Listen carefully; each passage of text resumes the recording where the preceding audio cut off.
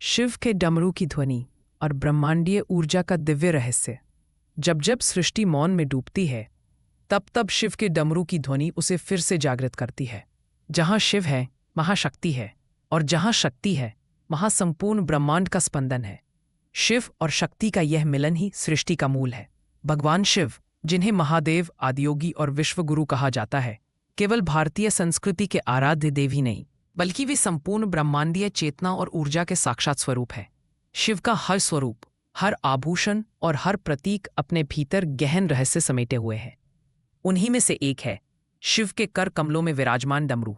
डमरू केवल एक वाद्य यंत्र नहीं है, यह नाद, ऊर्जा और सृष्टि के अनंत चक्र का प्रतीक है।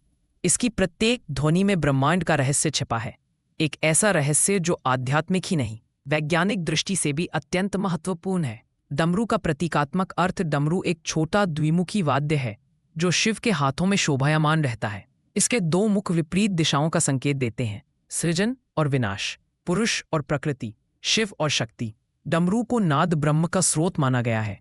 नाद अर्थात वह दिव्य ध्वनि जिससे ऊर्जा गतिशील होती है और सृष्टि को जीवन मिलता है। डमरू की आकृति स्वयं में गहरा अर्थ समेटे हुए है। इसके दो त्रिकोणीय भाग पुरुष और प्रकृति के मिलन का प्रतीक है, और मध्य का संकुचन व विस्तार सृष्टि के चक्र को दर्शाता है। यह हमें सिखाता है कि जीवन सदा संतुलन पर आधारित होता है, न पूर्ण सृजन न पूर्ण विनाश। डमरू की ध्वनि और ब्रह्मांडीय ऊर्जा। शिव के डमरू की ध्वनि को ध्वनि तत्व का आदिम स्रोत माना गया है। यही ध्वनि आगे चलकर ओम के रूप में प्रकट होती है, जो ब्रह्मांड की अनहद नाद है। आधुनिक भौतिकी भी यह स्वीकार करती है कि ब्रह्मांड की प्रत्येक वस्तु, चाहे वह ठोस हो या ऊर्जा, कंपन और तरंगों से बनी है। शिव का डमरू इसी शाश्वत सत्य का प्रतीक है। डमरू की ध्वनि से ही महर्षि पाणिनि को संस्कृत व्याकरण के 14 महेश्वर सूत्रों की प्रेरणा मिली। यही सूत्र भाषा, ध्वनि विज्ञान और ज्ञान की आधारशिला बने। इसका अर्थ यह है कि डमरू केवल ऊर्जा ही नहीं, ज्ञान, भाषा और चेतना का भी स्रोत है। यह ध्वनि हमें बताती है कि ब्रह्मांडीय ऊर्जा केवल बाहर नहीं, हमारे भीतर भी प्रवाहित हो रही है। योग और ध्यान के माध्यम से जब हम अपने अंतर्मन में उतरते हैं, तब हमें शिव के डमरू की वही दिव्य ध्वनि अनुभव होने लगती है। डमरू और ब्रह्मांड का विज्ञान। विज्ञान के अनुसार ब्रह्मांड की उत्पत्ति बिग बैंग से हुई, एक ऐसी घटना जिसमें अपार ऊर्जा और ध्वनि तरंगें उत्पन्न हुई। इन तरंगों को ओम की अनुगूंज के समान माना जाता है। शिव के डमरू की ध्वनि इसी सृजन प्रक्रिया का आध्यात्मिक प्रतीक है।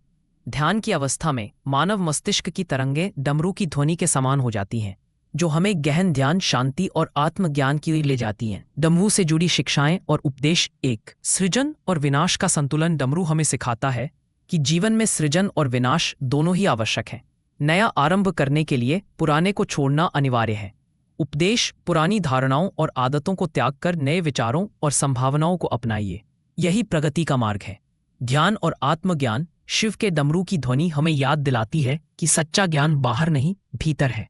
जब हम अपने भीतर की ध्वनि को सुनते हैं, जब आत्मा शक्ति से जुड़ती है, तब शिव और शक्ति का मिलन हमारे भीतर घटित होता है। उपदेश, नियमित ध्यान, आत्मचिंतन और साधना के माध्यम से आत्मा और ब्रह्मांडीय ऊर्जा के बीच एक दिव्य संबंध स्थापित किया जा सकता है।